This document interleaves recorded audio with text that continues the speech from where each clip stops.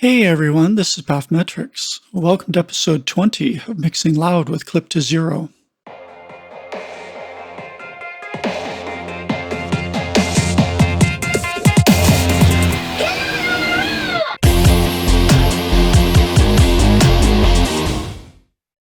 In this video, I'm going to expand on the difference between using a clipper versus using a limiter to control your peaks. For those of you that haven't seen this whole series yet, if you're dropping in for the first time on this video, this is part of an entire series on the clip to zero technique. If you haven't seen any of these yet, you may want to catch up because I'm assuming you understand a lot of the concepts and terminology I'll be throwing around in this video.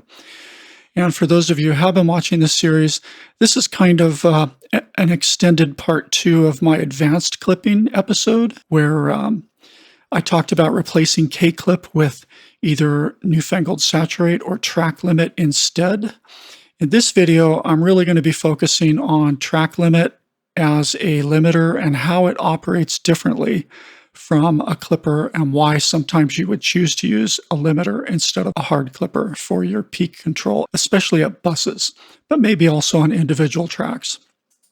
Okay, so to get right into the content of this video, I have a standard project template and I already have a bunch of predefined sounds set up in it, like a nice clear piano for capturing chords. I have this pluck sound for capturing melody riffs real quick. And this pluck is fairly aggressive sounding and everything's loud. The kick and snare are already really loud. So this is like easily a loudness war level kick and snare. And if anything, I tend to pull them down from this point. But you've been hearing this kick and snare all throughout this series because I've used it in a couple other sample projects just to show what super loud mixes can sound like. So here is the kick and the snare by themselves, just to remind you what they sound like.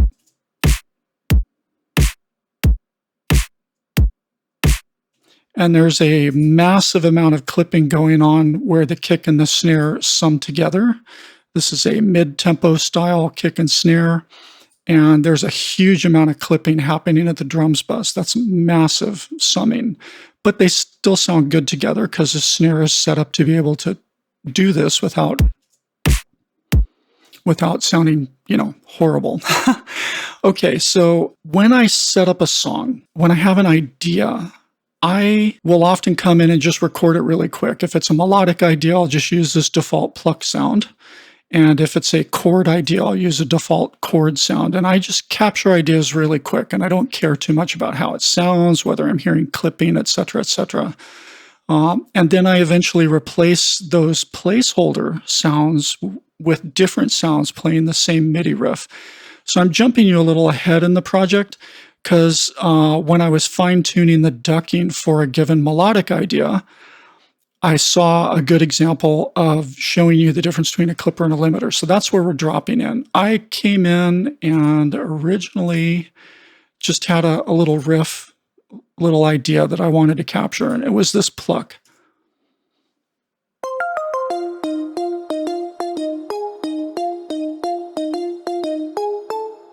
Nothing fancy, okay? Just an idea, just a melodic idea I wanted to get down real quick.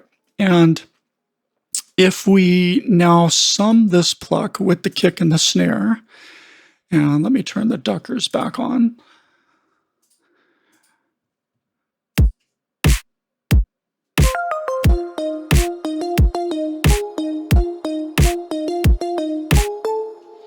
Okay, you can probably hear a little clipping when the kick operates at the same time as the pluck. And down here, you can kind of see what's going on. The pluck isn't super transient. This dark blue pattern is the pluck itself. And it's got a few little transient spikes, just the nature of how it's set up. But it's not overly transient, right? But when we layer it in with the kick and the snare, there is some overlap in this area right here, okay? And that overlap, especially on, some of the pluck hits, can be a little problematic because there's some summing that's happening here. And you can see that those peaks are going way over zero. These white lines are zero right here. And so something's got to clip that off and bring the entire mix back down to the zero line, which is going to look like this. That's what it looks like when it's clipped. Let's zoom in a little bit on that.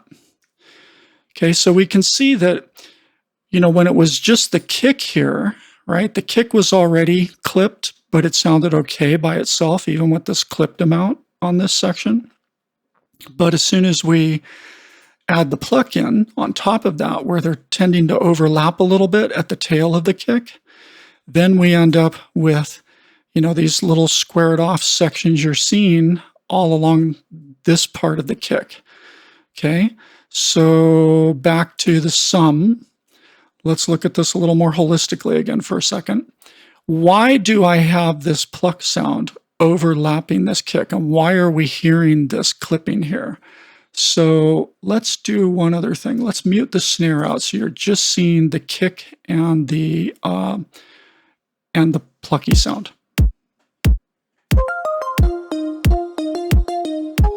And I have to turn off the snare so this looks right to you.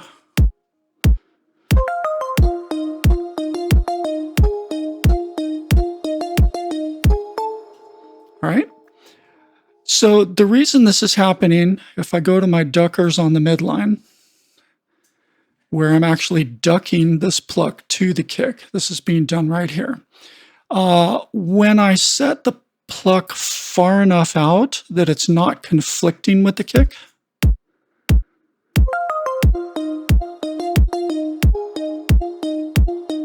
right? Now there's no summing on top of the kick, which is already using up the full range to 0 dB full scale, right?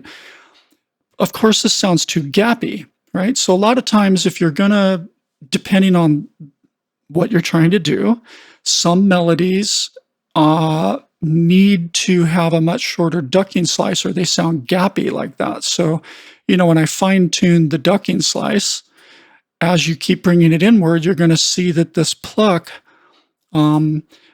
starts moving in on the orange part of the kick tail, and they're going to start summing together and making peaks above 0. So let's watch the sum as I bring this inward.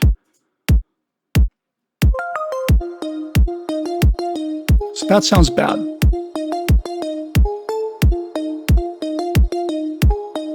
Still too gappy. Still too gappy. Almost there.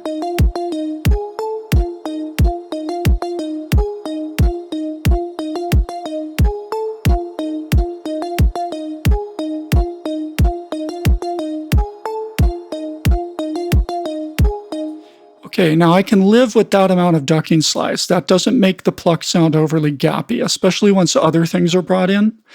But of course, you can see that now because the pluck is very much overlapping the kick, and we're really only avoiding, especially here at the beginning, we're really only avoiding the most transient part of the kick and the first part of its, tail section.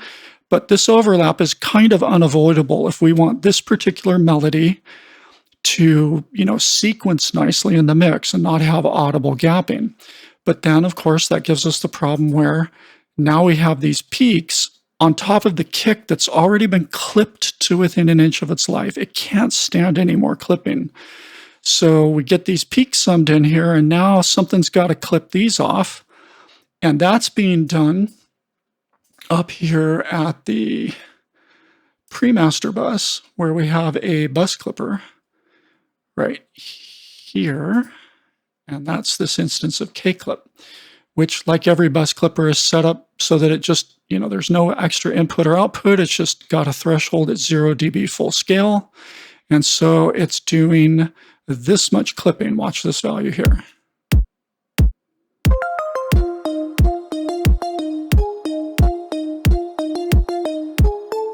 Right? It's got to do as much as 4.6 dB of clipping where this kind of interaction is happening on wherever the loudest little spike over that is. And remember from the last video, sometimes what you see here in the mono view of a signal isn't showing you the true full extent of the peaks, because everything differs between left and right channel.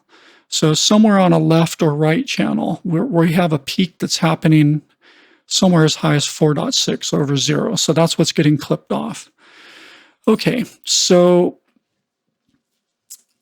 here's the challenge. We're hearing clipping, right? You can hear it. It's audible clipping. That pluck no longer sounds as good as it did before because we got this crackle on it. Now, again, this is just a placeholder pluck. This is just like the super earliest, very first stage of writing a new project. I have an idea. I want to capture it. I want to fit that sound to sit up loud enough with my anchor and framework sounds, which in this case is just the kick and the snare for now. Like they're set high enough and loud enough to hit a certain loudness target that I tend to play in. And I get the sound inside and I have an idea and I need to balance it up against the kick and snare.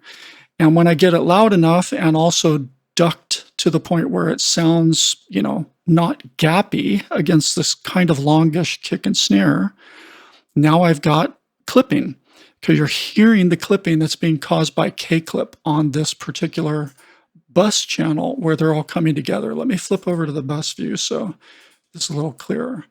So, all my tonal sounds roll up into this bus called tonal, and all my drum sounds roll up into this bus called drums. And so this is where the plucky sound is coming from on the tonal bus. And then, of course, my drums and kick are coming from here, and they're being summed together at my pre-master right here. Okay, so this is the bus clipper that's doing this shaving. And this is the clipper that's usually the most sensitive in the entire project because this is where finally these drum sounds, which are probably hitting full scale and using up the full range, eventually it's got to be merged with all your other information.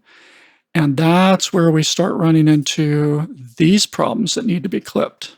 So this is a super sensitive clipper area for me. And so if I show you the clippers on this bus, right? I've got my rack that lets me choose between K-clip, saturate, or track limit, like I showed you in the last episode 19.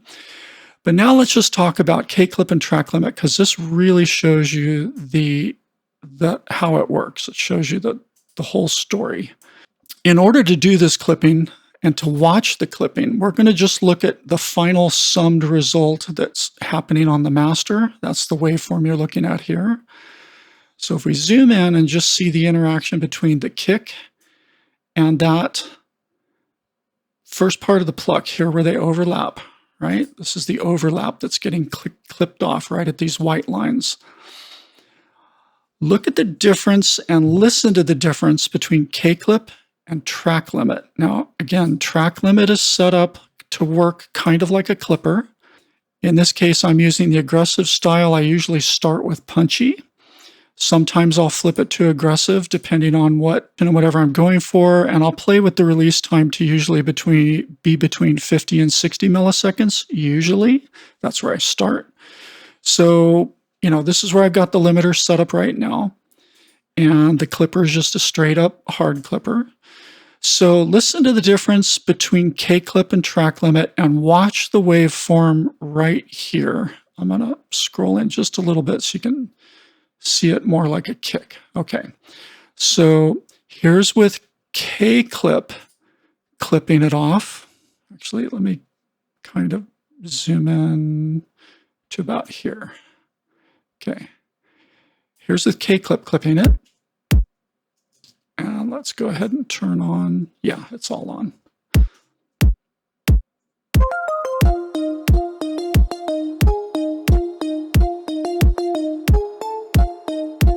Right, so you can hear that crackle on top of the pluck, and that doesn't sound good, right here. Now, if I switch it over to track limit, watch this waveform.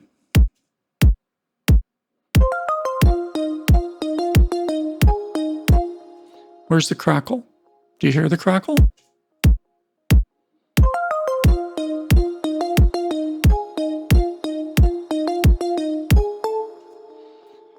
Now, what's different about this waveform than before? Let's go back to track limit.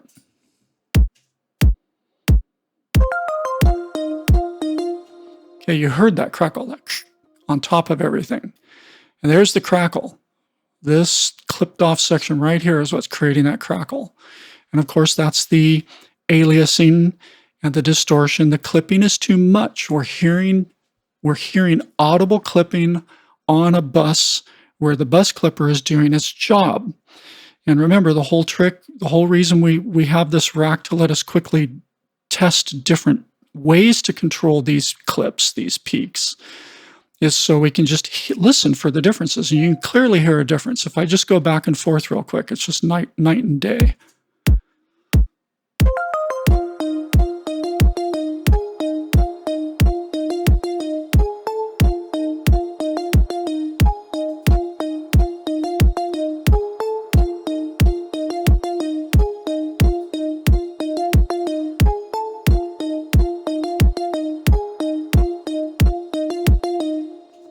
Okay, the limiter is much cleaner sounding. We don't hear that crackle on top of it. So why? Well, that's because limiters carve a release envelope into the signal after they first crush the peaks down, right? So where this summing is first happening is right about here. We start going over 0, right? Not even at this peak here, but this very first peak right here is 0.01 dB over 0. Okay, so right here at this little spot, the limiter is activated. And as soon as it squashes that peak right to 0, it's saying, I'm going to smash this down and it's going to stay down, like I've pulled everything down, and then I'm going to slowly release back over a span of about 50 milliseconds, which in the scale of things here is about this long, right? So for about this much time, I'm going to take this much time to finally swing back and release that first squash back to no squash at all, right? Now, of course, long before it hits this point, it's running into other peaks that are over 0, right? So effectively, the limiter just stays engaged. And because it clamped down this first time and then clamped down a little more here and then clamped down even more here, now it's taken this much dB from this point right here, about 1.56 dB, and it's pulled it down to 0. So that's a 1.5 dBs that it's pulled it down. And now it's slowly trying to release, and then it hits this one again. And so it hasn't really risen very much from that 1.5 dB of clipping. In the span between here and here, right, from this peak to this peak, this is a span of only about 8 milliseconds, right? So with a 50 millisecond release time, that clipper's barely moving from wherever it's squished this one down, and then it sees this next one and squishes it down. And so it's never really moving from that degree of squash that's like 1.5, 2 dB. It barely lifts before the next set of peaks or keep triggering it back down again. So it's very smooth, and so effectively it's like just turning the volume knob down during this section right here. And then it's only when things are finally staying under 0 from this point onward that it slowly releases back up. And it's such a slow release we don't notice it, but it's about a 50 millisecond span. So if we zoom out here, this is why 50 milliseconds tends to work really well. This kind of distance from about here to here is about 50 milliseconds. And this distance is about 60 milliseconds, right? It's not that much difference.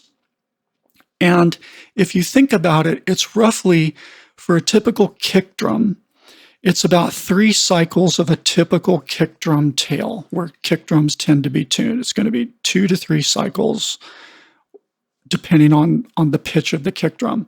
And as long as you're covering about 2 or 3 cycles, you'll capture, sometimes you'll have a thing where you'll have one peak here, and then there might be a dip and another peak over here somewhere, and there's like 2 or 3 cycles where one peak is low, but the peaks on either side of it are higher. And it's just that 50 millisecond gap, which is about this long, right? That 50 millisecond gap just manages to keep the limiter gently riding where the peaks are likely to be happening. And that's why a 50 to 60 millisecond time is usually perfect. Sometimes you make it a little longer. You usually don't make it shorter than 50 milliseconds.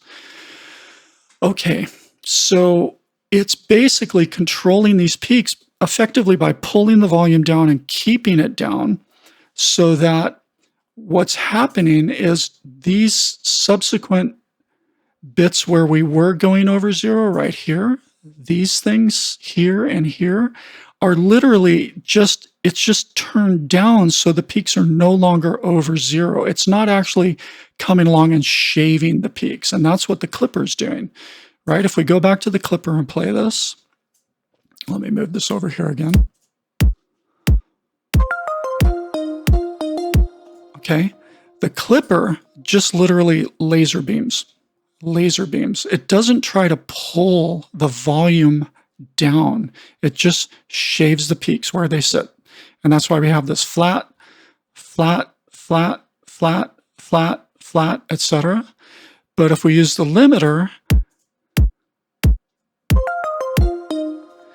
this first one gets controlled, and it's as if it pulled the volume down and just kept it down through here.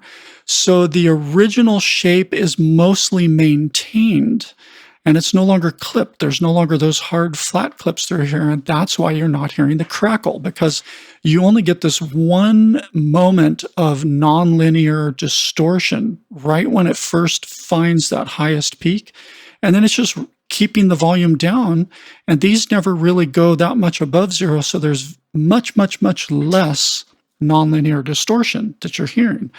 So that's why we use a limiter. Now, going back to this example of songwriting, because I'm trying to teach you how to use this method in the context of producing a song, right? So you bring in a new sound like this, and when you do the clipping on it to bring it up to where it needs to sit in the framework, right, to be loud enough for the framework, you go, oh crap, I'm hearing clipping somewhere in my clipper cascade. And you do something like this to figure out where it's happening, right? Obviously, it's just one sound and a kick drum. And so it's where those two sounds come together that we're hearing the clipping here on the pre-master. So you come look at the pre-master and go, yep, I need to use a limiter on this pre-master if I want to use that sound. But here's what I want to point out. I keep saying from episode 2 onward, every place I've talked about clipping, when you need to work in a really loud genre and you have a legitimate reason to make your mix loud, that's going to constrain your choices, okay? It changes literally the types of sounds you can even bring into the project in the first place. If you need to work in a super loud genre, like some of the heavy EDM genres, the bass music genres, even modern pop, there are certain sounds that simply fall apart when they have to run through all the clippers that are necessary, all the clipping that's necessary to keep everything working together in a very small dynamic range, because that's how you make something loud. It sits in a very small dynamic range. So some sounds just cannot survive the process. And this is a clear example where if you were just using clippers, this particular pluck does not survive the clipping by the time we get up here to the pre-master bus. It just sounds like crap.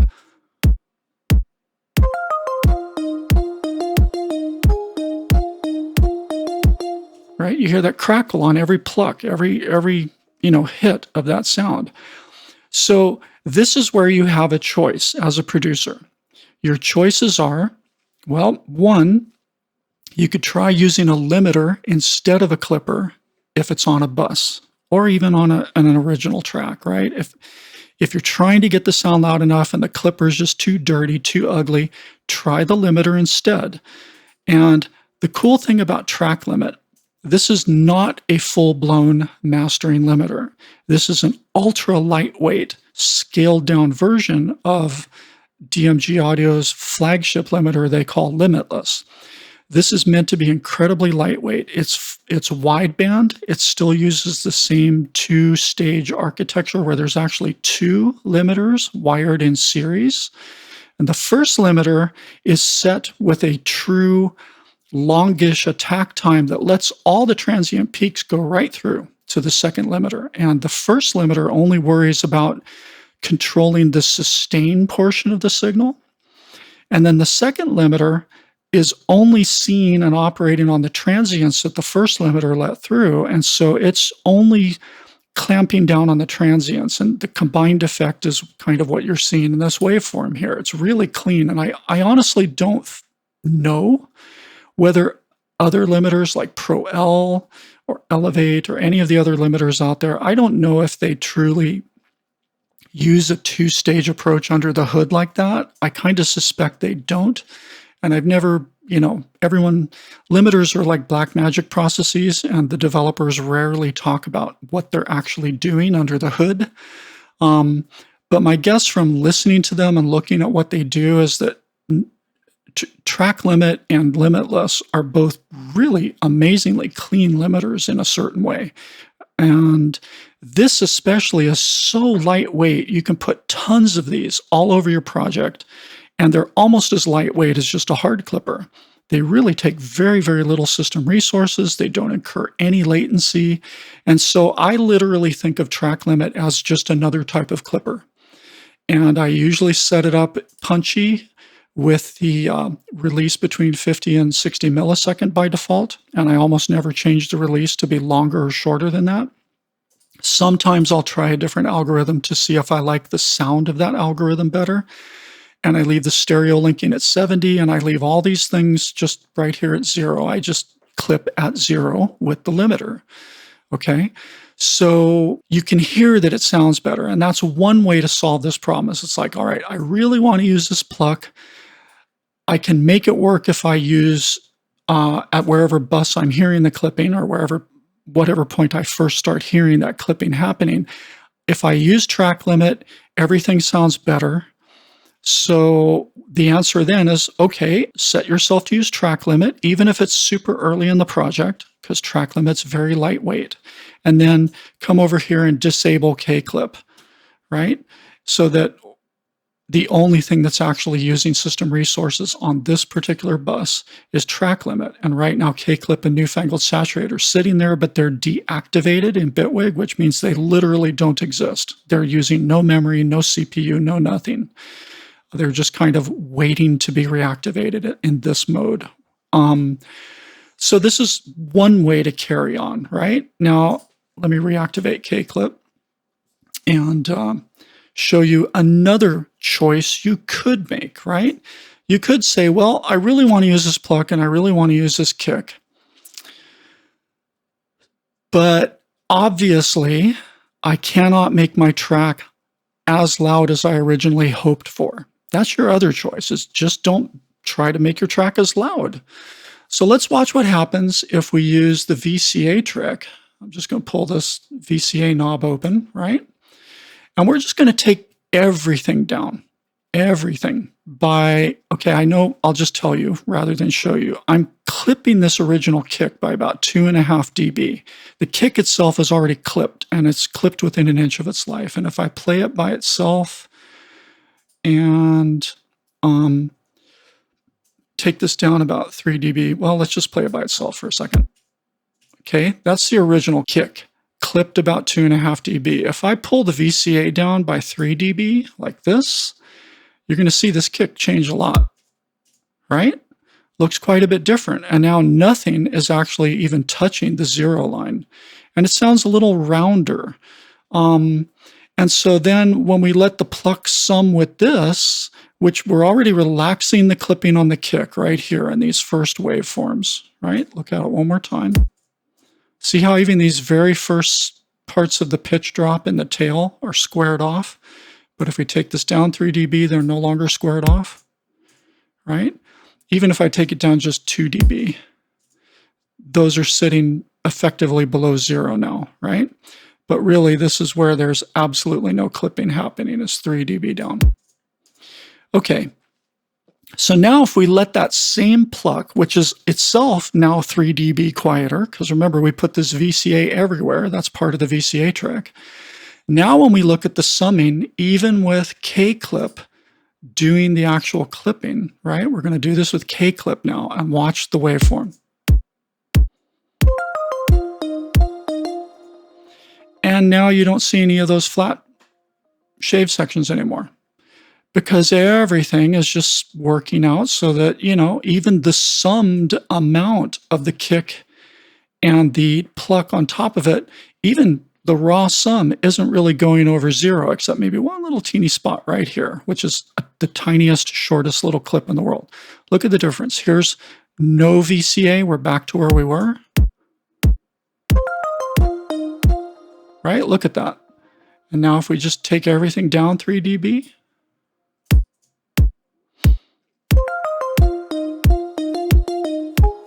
right? So much better. There's hardly anything left to be clipped. And so you don't hear the clipping as much, right? It doesn't sound like bad anymore. Listen.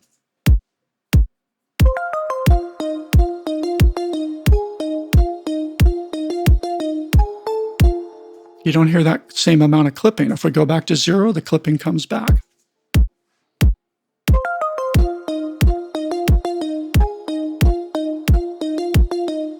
And that's just terrible. So you have 2 choices here so far. You could try to use something other than a clipper. Try a limiter if you want to keep striving for your same target loudness. Or you could just say, to heck with it. I don't need to be super loud with this song. This song's going to, probably end up being more mellow than I originally thought. And of course, this decision is always evolving as you keep adding more sounds and your arrangement keeps building up and the song takes shape. You may decide, yeah, this is a chill song. It doesn't need to be that loud or whatever. That's one approach, is just take everything down so that everything plays nicely. Okay. Now there is a third option, and that option is choose a different sound. Throw out that original sound because it doesn't play nice at the original loudness. So we're going to leave the gain up here at full gain again. But now what I'm going to do is just swap out a different sound for this pluck. So I have this is the original pluck we're listening to, but I'm going to mute it and replace it with a slightly different pluck that's just as loud, but it's a different sound design. And look at what happens now.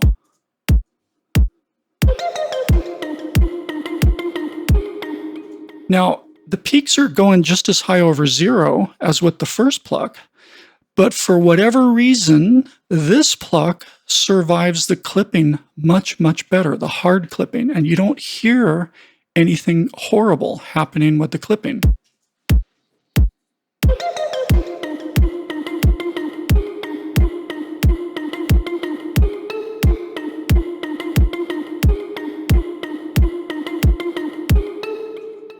Okay.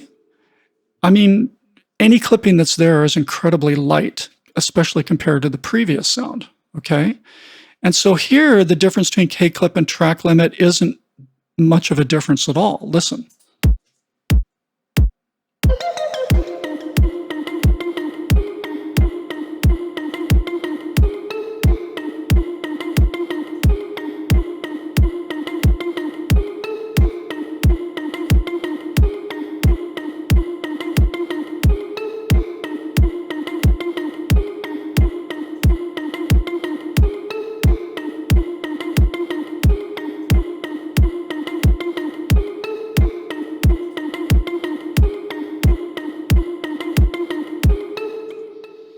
Not much of a difference at all.